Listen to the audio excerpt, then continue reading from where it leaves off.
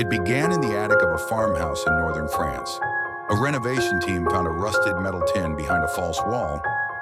Inside, a British soldier's uniform, a few medals, and a single envelope, browned with age, sealed in wax. The name on it, "To my dearest Eleanor, should fate keep me from your arms."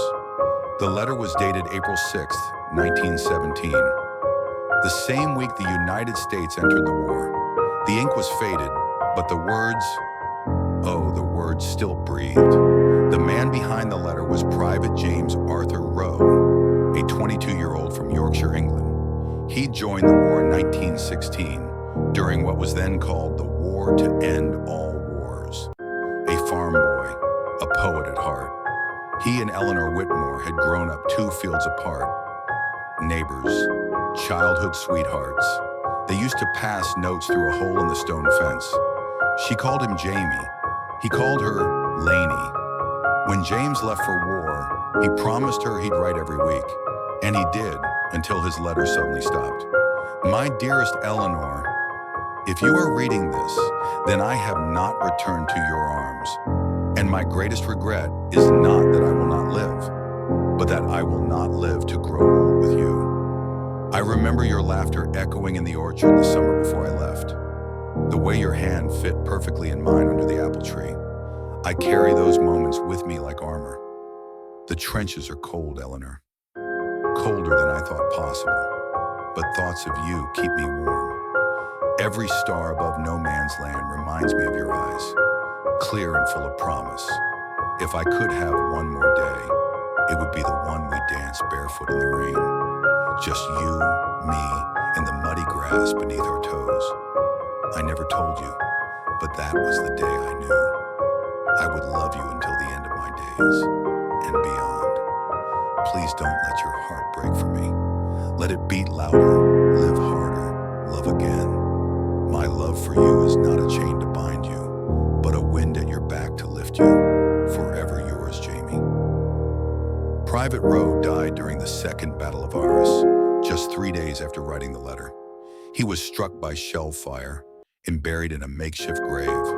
His belongings never made it back, and Eleanor never knew what became of him. She waited for years. She never married. She died in 1974, still living in the same cottage where she and Jamie once passed notes through the wall. What she never knew is that the letter she longed for had survived, silently, waiting. When the letter surfaced in 2024, it made headlines. Historians traced the names and found descendants of Eleanor's family.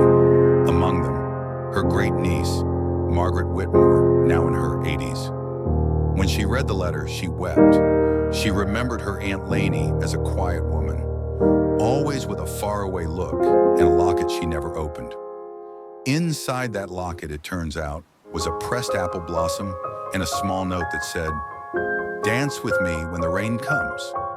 James and Eleanor's story isn't just a relic of the past. It's a reminder of something deeply human, that love endures beyond the battlefield, that even war could not silence a heart full of devotion.